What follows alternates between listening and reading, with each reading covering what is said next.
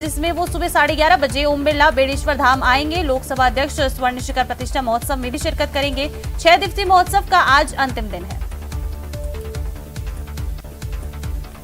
और देखिए, इस बीच एक बड़ी खबर भी आ रही है। 12 से बड़ी खबर है। यहाँ भीषण सड़क हादसा हो गया। नेशनल हाईवे 27 पर 2 बाइकों की जबरदस्त भिड़ंत हो गई है। गलत दिशा में आ रही बाइक से टक्कर हो गई और इस हादसे में एक युवक की मौके पर ही दर्दनाक मौत हो गई है। एक महिला समेत 3 लोग भी गंभीर रूप से घायल हुए हैं। कैलवाड़ा थाना क्षेत्र में बालाचार के समीप ये दुर्घटना हुई है, जहां 2 बाइकों की जबरदस्त भिड़ंत हो गई। गलत दिशा से एक बाइक आ रही थी, जिससे दूसरी बाइक की टक्कर हो गई। जबरदस्त ये भिड़ंत हुई, जिसमें एक युवक की बताया जा रहा है। अभी तक जानकारी ये है कि एक युवक की मौके पर ही मौत हो गई है और बता दें 3 लोग, एक महिला समेत 3 लोग गंभीर रूप से घायल हो गए हैं। कैलवाड़ा थाना क्षेत्र में बालाचार के पास ये घटना हुई है। भीषण सड़क हादसा हो गया है। 2 बाइक आमने सामने में टकरा गई है। जबरदस्त ये भिड़ंत हुई है नेशनल हाईवे 27 के पास। और देखिए, तस्वीरें, विजुअल्स भी आपको टीवी स्क्रीन पर आप देख सकते हैं। देखिए कितना भीषण ये सड़क हादसा हुआ होगा। हमने कुछ तस्वीरों को ब्लर भी किया है, क्योंकि ये तस्वीरें थोड़ी सी विचलित कर सकती हैं आपको। ज्यादा जानकारी लेंगे, सहयोगी विपिन तिवारी फोन लाइन पर जुड़ गए हैं। विपिन, क्या कुछ जानकारी इस हादसे को लेकर, किस तरह से हुआ ये पूरा हादसा? बिल्कुल, ये कह सकते हैं कि गलती है और लगातार होने वाली गलती है, क्योंकि जो बाइक थी जिसकी वजह से दुर्घटना हुई है, वो रॉन्ग साइड आ रही थी। और जाहिर सी बात है, राष्ट्रीय राजमार्ग 27 है, गाड़ियां यहाँ तेज दौड़ती है और सीधे दिशा में यही बाइक सवार जो है एक अपनी पत्नी को लेकर जो है निहाल देवी माता जी को, जो मध्य प्रदेश में पड़ता है, वहां से दर्शन कर बाइक से अपने घर लौट रहा था बांसखेड़ा। इसी दौरान जो है सामने से जो है 2 शहरिया युवक थे ये, और ये रॉन्ग साइड आ रहे थे। तो बाइक सवार जो अपनी दिशा में जा रहा था, तो रॉन्ग साइड वालों ने इन बाइक सवार को टक्कर मार दी। इसकी वजह से ही जो है एक व्यक्ति की इसमें मौत हो चुकी है और वही महिला समेत जो है 3 लोग घायल हैं। तो घटना कह सकते हैं कि लापरवाही है और कहीं ना कहीं अनदेखी प्रशासन, क्योंकि NH 27 पर जो जितने भी बाइक हादसे अब तक देखे गए हैं, उनमें से 95% हादसे जो हैं वो गलत दिशा में वाहन चलाने के ही सामने आए हैं। तो ऐसे में प्रशासन के फेलियर कह लीजिए, यातायात व्यवस्था संभालने वालों का फेलियर कह लीजिए, जो लोगों की जान बचाने में वो कामयाब नहीं हो रहे हैं और लगातार इस तरह की घटनाएं देखने को मिल रही है। बिल्कुल विपिन, ये एक बड़ी लापरवाही तो है ही। जिस तरह से एक्सीडेंट हुआ और जिस तरह से आप बता रहे हैं कि यहाँ पर कई बार इस तरह के हादसे हुए हैं, लेकिन इसके बाद भी अभी तक कोई ऐसा एक्शन नहीं लिया गया है इन सब पर। जो घायल लोग हैं उनकी हालत फिलहाल कैसी बनी हुई है? गंभीर रूप से घायल है बताया जा रहा है। जी, जो दंपत्ति था, वो दंपत्ति जो है गंभीर रूप से घायल थे। उन्हें पहले कैलवाड़ा अस्पताल ले जाया गया, वहां से निजी वाहन में, जहां से उन्हें 12 जिला अस्पताल भेजा गया। वहां भी उनकी स्थिति अत्यंत गंभीर होने के चलते फिलहाल उन्हें अब कोटा के लिए रेफर किया जा रहा है और ये जो है इनको अब कोटा में उपचार इनका किया जाएगा। वहीं जो एक घायल है, जिसके साथी की मौत हुई है, उसका अभी 12 जिला अस्पताल उसको लाया गया है और उसका इलाज जो है यहाँ किया जा रहा है। ठीक है विपिन, शुक्रिया आपका इन तमाम जानकारियों के लिए।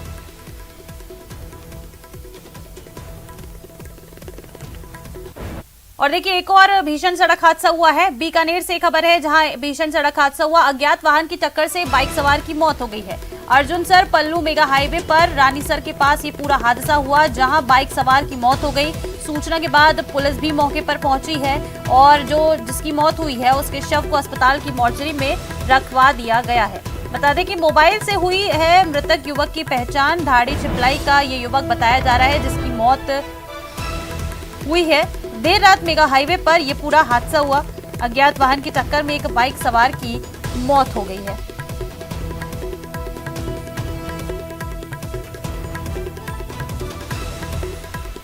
और देखिए, अगली खबर कोटा से है। कोटा में 3 लोगों के पानी में डूबने के मामले में अपडेट आपको बता दें। रेस्क्यू कर आज दूसरे दिन निकाला गया है तीसरे युवक का शव। बता दें कि कल एक महिला और एक अधेड़ के शव का रेस्क्यू किया गया था और आज दूसरे दिन भी ये रेस्क्यू किया जा रहा है, जिसके बाद तीसरे युवक का जो शव है उसे भी निकाल लिया गया है। कल 2 अलग अलग इलाकों में बता दें कि 3 लोग डूबे थे। दाई मुख्य नहर और उम्मेदगंज तालाब में ये पूरा हादसा हुआ था, जिसमें रेस्क्यू कल से जारी था। रेस्क्यू में बता दें कि दूसरे दिन यानी कि आज जो है तीसरे युवक का शव निकाल लिया गया है। कल एक महिला और अधेड़ के शव का रेस्क्यू कर लिया गया था। और देखिए, अजमेर में भी एक भीषण सड़क हादसा हो गया है। यहाँ पर एक इनोवा कार अनियंत्रित होकर डिवाइडर से जा टकराई और हादसे में ड्राइवर की मौके पर ही दर्दनाक मौत हो गई है। कड़ी मशक्कत के बाद चालक को बाहर निकाला गया इनोवा कार से। वहीं पुलिस ने ड्राइवर को अस्पताल पहुंचाया है। डॉक्टरों ने चालक को मृत घोषित कर दिया है। भिनाय थाना क्षेत्र के बाननवाड़ा गांव की ये पूरी घटना है, जहां एक भीषण सड़क हादसा हो गया। यहां पर एक इनोवा कार अनियंत्रित होकर डिवाइडर से टकरा गई, जिसमें ड्राइवर की मौके पर ही दर्दनाक मौत हो गई। जो गाड़ी चला रहा था ड्राइवर इनोवा, उसकी मौके पर ही दर्दनाक मौत हो गई। आगे बढ़ेंगे, बात करेंगे जोधपुर की। जोधपुर से भी एक बड़ी खबर है। एक्सीडेंट के बाद कार में भीषण आग लग गई है। बता दें, भीषण आग लग गई है कार में, और इस हादसे में कार सवार जो युवक है वो जिंदा जल गया है। शेरगढ़ से बालोतरा की तरफ ये कार जा रही थी, जिसमें युवक सवार थे और उन युवकों की जिंदा जलने से मौत हो गई। बता दें कि पहले कार का एक्सीडेंट हुआ और एक्सीडेंट के बाद कार में भीषण आग लग गई। आपको तस्वीरें भी दिखा रहे हैं टीवी स्क्रीन पर, आप देख सकते हैं कितनी भीषण ये जो आग है कार में लगी है। आप तस्वीरों में देख सकते हैं, अंदाजा लगाया जा सकता है कि किस तरह से वहां स्थिति होगी। करौली से भी एक बड़ी खबर है। यहां पर भी एक भीषण सड़क हादसा हो गया। एक अनियंत्रित ट्रैक्टर ने मोटरसाइकिल को टक्कर मार दी है और हादसे में एक युवक की मौत हो गई है। वहीं एक अन्य घायल हो गया है। घायल को अस्पताल में भर्ती करा दिया गया है और जिसकी मौत हो गई है उसके शव को हॉस्पिटल की मोर्चरी पहुंचाया गया है। करौली गंगापुर मार्ग पर सलेमपुर चौकी के पास ये पूरा हादसा हुआ, जहां एक अनियंत्रित ट्रैक्टर ने मोटरसाइकिल को टक्कर मार दी। एक युवक की मौत हो गई इस पूरे हादसे में, वहीं एक अन्य घायल बताया जा रहा है। अलवर की बात करते हैं। अलवर के बांजूर थाना क्षेत्र में बांजूर कोटपुतली मार्ग पर तेज गति में आ रही जीप ने एक बाइक को टक्कर मार दी। इस हादसे में बाइक सवार 4 लोगों की दर्दनाक मौत हो गई है। मृतक बांजूर के कानपुरा गांव के रहने वाले थे और बांजूर से कोटपुतली बाइक से जा रहे थे। बांजूर की नई सड़क पर हुए इस दर्दनाक हादसे में बाइक पूरी तरह से चकनाचूर हो गई है। घटना के बाद बड़ी संख्या में ग्रामीण वहां एकत्रित हो गए। पुलिस ने मृतकों की पहचान कानपुरा गांव निवासी प्रदीप, ललित राजपूत, नवीन कुमार और राहुल के रूप में की है।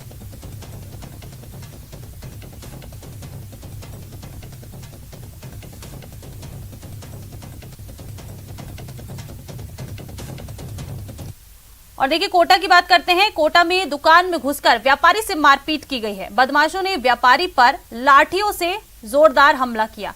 घायल व्यापारी नरेंद्र अंबवानी एमबीएस हॉस्पिटल में इनको भर्ती कराया गया है। बदमाशों ने सोने की चेन और 10,000 भी रुपए जो हैं इन व्यापारी से लूट लिए हैं। देखिए, बदमाशों के हौसले किस तरह से बुलंद हैं। पहले तो दुकान में घुसे, व्यापारी से मारपीट की, बदमाशों ने व्यापारी पर लाठियों से हमला किया। और बता दें कि इस हमले में जो व्यापारी नरेंद्र अंबवानी है वो गंभीर रूप से घायल हो गए, जिन्हें एमबीएस हॉस्पिटल में भर्ती कराया गया। बदमाशों ने व्यापारी नरेंद्र से सोने की चेन और 10,000 रुपए लूटे हैं। मामला दर्ज कराकर अब पुलिस जो है पूरे जांच में जुट गई है और इन बदमाशों की तलाश शुरू कर दी गई है। बता दें कि पूरी घटना रामपुरा के बांसबल्ली मार्केट की है, जहां पर एक व्यापारी के साथ उसकी दुकान में ही घुसकर कुछ बदमाशों ने मारपीट की। सर, बांसबल्ली मार्केट में हमारा कटले हैं, वहाँ पे सर इन्होंने अवैध रूप से अपने बालकनी में कूलर रख रखा था और अपनी दुकान पे मुनक्का भांग की गोली में बेचते हैं साहब। इनको मना किया 3-4 बार, नहीं रुके सर। इनको बोला हमने कि कूलर अपना हटा लीजिए, तो ये नहीं माने सर। और उल्टा कल घर पे आके घर पे अभी इन्होंने लड़ाई करी सर पापा के साथ अकेले। और आज जब दुकान पे समझा रहे थे तो समझाते इन्होंने हाथापाई करी। पापा की 3.5 लाख रुपए की चेन ले ली और दुकान के ऑफिस के कांच वाँच तोड़ दिए। ऑफिस में 30-40 हज़ार रुपये नकदी पड़ी थी सर, वो निकाल ली इन्होंने। चलिए, अलवर की बात करते हैं। अलवर के बहरोड़ कस्बे में होंडा शोरूम के मालिक कमल यादव के खाते से 50 लाख रुपए 6 अलग अलग खातों में आरटीजीएस होने के बाद कमल यादव के होश उड़ गए। खाते से एकदम से 50 लाख रुपए गायब होते ही कमल यादव ने बैंक प्रबंधन और पुलिस को इस बारे में सूचना दी। इसके साथ ही उन्होंने बैंक मैनेजर पर भी मिलीभगत का आरोप लगाया है।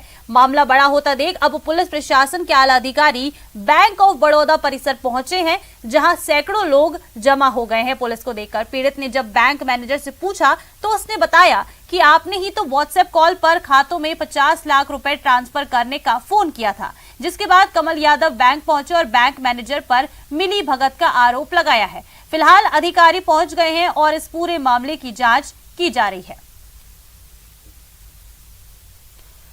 और देखिए भीलवाड़ा से एक बड़ी खबर है। हरिपुरा चौराहे पर गुंडों का तांडव देखने को मिला है। यहां दुकान के बाहर बैठे लोगों पर गुंडों ने हमला कर दिया। आसपास की दुकानों पर भी ताबड़तोड़ तोड़फोड़ की गई है। सीसीटीवी फुटेज सामने आया है, आपको दिखा रहे हैं सीसीटीवी की तस्वीरें। देखिए किस तरह से हमला किया गया है। गुंडों के हमले में 5 लोग गंभीर रूप से घायल बताए जा रहे हैं। ये भी बताया जा रहा है कि 10 गाड़ियों में 40 से ज्यादा हथियार बंद बदमाश जो है ये सवार होकर आए थे। इन गुंडों के उत्पात पर ग्रामीणों में अब भारी आक्रोश है। तस्वीरें देख सकते हैं आप किस तरह से भीलवाड़ा से तस्वीरें, जहां जमकर मारपीट की गई है कुछ बदमाशों के द्वारा। और देखिए जैसलमेर से भी बड़ी खबर है। पाकिस्तान सरहद से पकड़े युवक से पूछताछ की जा रही है। भारत पाकिस्तान सरहद पर पकड़े गए संदिग्ध से जेआईसी ने पूछताछ की है। संयुक्त जांच कमेटी कड़ाई से बता दें कि जो ये संदिग्ध पकड़ा गया है इससे अब पूछताछ कर रही है। बिहार से बॉर्डर आने तक की जा रही है पूछताछ। सीमा के पास प्रकाश को बीएसएफ ने पकड़ा था, बाद में बीएसएफ ने संयुक्त जांच कमेटी को इसे सुपुर्द कर दिया।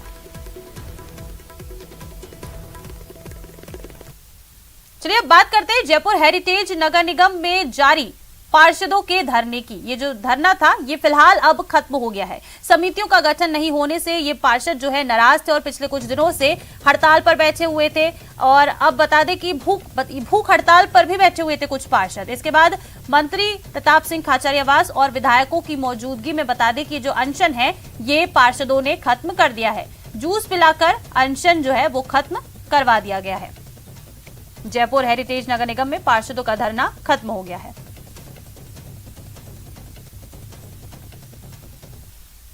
10 दिनों से पार्षद धरना दिए हुए थे और मंत्री महेश जोशी मौके पर पहुंचे हैं। मेयर मुनीश गुर्जर भी यहां पर है और फिलहाल धरना स्थल पर धरना टूटा जा चुका है। वहीं मंत्री महेश जोशी से हम बातचीत करेंगे। सर, काफी समय लग गया समितियों के गठन को लेकर बातचीत करने में। पिछले साल भी आश्वासन दिया गया था और इस साल भी अब आश्वासन ही दिया गया। निश्चित रूप से समय लगा, आपकी बात एकदम ठीक है। पार्षदों का जो नाराजगी है वो भी ठीक है, लेकिन आप जानती हैं कि जब से चुनाव हुए, कोरोना काल में चुनाव हुए, हम सबके सामने, सरकार के सामने, मेयर के सामने, कांग्रेस के एमएलए के सामने, कांग्रेस के पार्षदों के सामने और कांग्रेस के कार्यकर्ताओं के सामने, सबके सामने जो मुख्य मुद्दा था पिछले करीब, अब से अगर मैं 6 महीने पहले की बात करूं तो 1.5 साल तक का वो जो चुनाव के बाद का समय था वो कोरोना से लड़ने के लिए हम लोगों ने पूरी ताकत लगा रखी थी। ये पिछले 4-6 महीने में जो कोऑर्डिनेशन हम जिस तरीके से बनाना चाहते थे वो कोऑर्डिनेशन ये समझ लीजिए कि अभी बन नहीं पाया, लेकिन बहुत शीघ्र हम इसका ये कोऑर्डिनेशन बना लेंगे। 1-2 दिन के अंदर हम आपस में मिलकर विचार विमर्श करके जो फैसले करने हैं, जो प्रस्ताव बनाने, वो प्रस्ताव बना के और सर्वसम्मति से उन कमेटियों के प्रस्ताव को सरकार को भेजे जाएंगे जिससे तुरंत कमेटियों का गठन हो सके। सर, कोऑर्डिनेशन नहीं बन पाया, आपने कहा, क्या वजह रही इसके पीछे? नहीं, व्यवस्थाएं रही, राजनीतिक व्यवस्थाएं भी रही, बहुत सारे कारण है, लेकिन इसके लिए किसी पे दोषारोपण नहीं है कि क्यों नहीं बन पाई। ये परिस्थितियां ऐसी थी कि कोऑर्डिनेशन नहीं बन पाया। मेयर मुनीश गुर्जर भी यहाँ मौजूद है। मैम, आज धरना समाप्त हो चुका है। पार्षदों को उम्मीद है कि अब कमेटियां बन जाएगी और आगे काम धरातल पर दिखाई देगा। क्या उम्मीदें लगाई जाए? देखिए, निश्चित तौर पर मंत्री महेश जोशी जी हमारे साथ हैं, अभी मंत्री प्रताप सिंह खाचरियावास जी कह के गए हैं, अमीन भाई, रफीक भाई कह के गए हैं, तो निश्चित तौर पर कमेटियां जल्द से जल्द बनेंगी। और जो हमारे पार्षद ये हमारे परिवार का हिस्सा है, इनकी नाराजगी भी जायज थी, तो अब इनके चेहरे पे खुशियां भी डबल होंगी। इसी के साथ मैं महिमा जैन, कैमरामैन भवानी सिंह के साथ, न्यूज 18 राजस्थान, जयपुर। और देखिए बात करते हैं G20 की। G20 देशों की अध्यक्षता अब भारत के हाथ में है और भारत की अध्यक्षता में पहली बैठक उदयपुर में आयोजित होगी। भारत को अध्यक्षता मिलने की खुशी में देश भर के ऐतिहासिक इमारतों पर आकर्षक साज सज्जा करते हुए जश्न मनाया गया है। इस मौके पर उदयपुर के सहस्त्र बाहु मंदिर, जिसे सास बहु मंदिर के नाम से भी जाना जाता है, उस पर भी आकर्षक सजावट की गई है। यहाँ भी 7 दिसंबर तक आकर्षक लाइटिंग रहेगी और ये ऐतिहासिक इमारत जगमगाती रहेगी। उदयपुर से जानकारी दे रहे हैं ज्यादा संवाददाता हमारे कपिल श्रीमाली। भर के 100 मॉन्यूमेंट्स पर लाइटिंग करके जश्न मनाया जा रहा है और उदयपुर इसलिए भी महत्वपूर्ण हो जाता है क्योंकि भारत की अध्यक्षता में पहली बैठक 5 से 7 दिसंबर के बीच में उदयपुर में आयोजित होगी। तो इस समय मैं उदयपुर के एकलिंग जी के समीप स्थित सहस्त्रबाहु मंदिर में मौजूद हूँ और ये पुरातत्व विभाग के अधीनस्थ ये मंदिर आता है। इसे सास बहु मंदिर के रूप में भी पूरे देश में पहचाना जाता है। यहाँ पर जो कला देखने को मिलती है वो वाकई में अनूठी है और इसी वजह से इस कला को संरक्षित करने के लिए इस मंदिर को पुरातत्व विभाग के अधीनस्थ दिया गया है। आप देखिए कि खूबसूरत लाइटिंग पूरे मॉन्यूमेंट्स पर की गई है, पूरे मंदिर पर खूबसूरत लाइटिंग की गई है। ये G20 देशों की अध्यक्षता भारत को जो मिल रही है, उस उपलक्ष्य में खुशी के मौके पर यह लाइटिंग जो है इन सभी मॉन्यूमेंट्स पर यहाँ पर की गई है। तो आप देख सकते हैं कि खूबसूरत जो है सहस्त्रबाहु का जो ये मंदिर है, जिसे सास बहु मंदिर के नाम से पहचाना जाता है, यहाँ खूबसूरत लाइटिंग कर इसे चमकाया गया है। अभी और भी यहाँ पर कार्य जो है लगातार जारी है और 7 दिसंबर तक, जब तक पहली बैठक उदयपुर में आयोजित नहीं होगी, तब तक यहाँ पर इस तरह की जो लाइटिंग है वो लगातार लगी रहेगी। रोजाना रात को जो लाइटिंग है वो यहाँ पर लगेगी। ये एक खुशी मनाने का जो तरीका है, ये जो केंद्र सरकार ने अपनाया है कि देश भर के 100 मॉन्यूमेंट्स पर लाइटिंग की गई है, उसमें उदयपुर का सहस्त्रबाहु मंदिर मतलब सास बहु मंदिर जो है वो भी शामिल है। कपिल श्रीमाली, न्यूज़ 18 उदयपुर। और देखिए G20 की अध्यक्षता पहली बार भारत को मिली है। ऐसे में पूरे देश में जश्न का माहौल देखने को मिल रहा है। देश की 100 ऐतिहासिक धरोहरों में भव्य सजावट की गई है। दौसा के आभानेरी में स्थित चांद बावड़ी को भी भव्य तरीके से सजाया गया है। पूरी चांद बावड़ी का परिसर आकर्षक रोशनी से जगमग है। चांद बावड़ी की सीढ़ियों पर G20 प्रदर्शित किया गया है। 1 दिसंबर से 7 दिसंबर तक इसी तरह दौसा की चांद बावड़ी सहित देश की 100 ऐतिहासिक धरोहरों में रोशनी की जाएगी।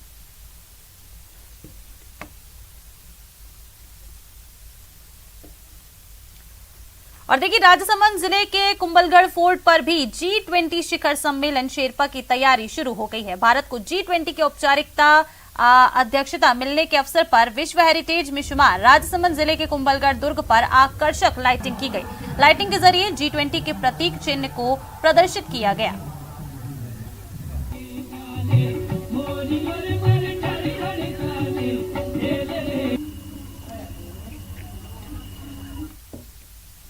G20 समिट की अध्यक्षता भारत को मिलने के बाद सरकार के निर्देश पर देश के ऐतिहासिक इमारतों पर आकर्षक सजावट की गई है। चित्तौड़गढ़ में भी ऐतिहासिक दुर्ग पर दूधिया सजावट की गई। चित्तौड़गढ़ का ऐतिहासिक किला जो विश्व विरासत में शामिल है, उस पर सफेद रोशनी की गई है। वहीं कालिका माता मंदिर, विजय स्तंभ, कुंभा महल पर पीली सजावट कर दुर्भाग्य कुंभा महल और विजय स्तंभ पर समिट से जुड़ा बैनर प्रकाशित किया गया है। वहीं तोपखाना भवन के पास LED लाइटिंग के माध्यम से प्रोजेक्टर के जरिए G20 समिट के बैनर का प्रदर्शन किया गया। G20 की अध्यक्षता मिली है। इसके तहत पूरे जो देश में जो हमारे 100 ऐतिहासिक स्थल हैं उन पे लाइटिंग की जा रही है, जिसमें हमारे चित्तौड़गढ़ का चित्तौड़गढ़ फोर्ट भी है। आसपास के क्षेत्र में आप देखोगे जैसे कुंभलगढ़ फोर्ट है, वहाँ पर लाइटिंग की जा रही है। तो यहाँ पर हमारे जो मुख्य स्थल हैं जैसे कि हमारा विजय स्तंभ है, कीर्ति स्तंभ है, कालका जी मंदिर है, इसके आसपास जो है जो आर्कियोलॉजी विभाग के द्वारा लाइटिंग की जाएगी और ये लाइटिंग जो है 7 दिन तक रहेगी।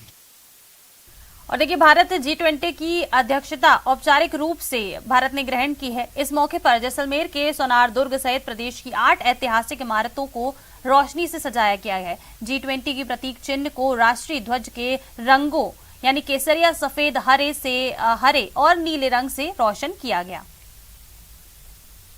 हाल ही में हुए G20 शिखर सम्मेलन के बाद इंडोनेशिया ने भारत को मेजबानी सौंप दी।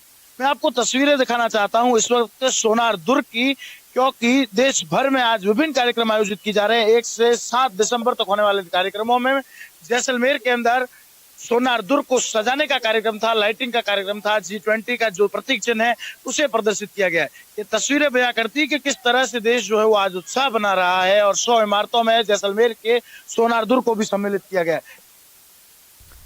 और चलिए इस बुलेटिन में फिलहाल इतना ही। देखते रहिए न्यूज़ 18 राजस्थान।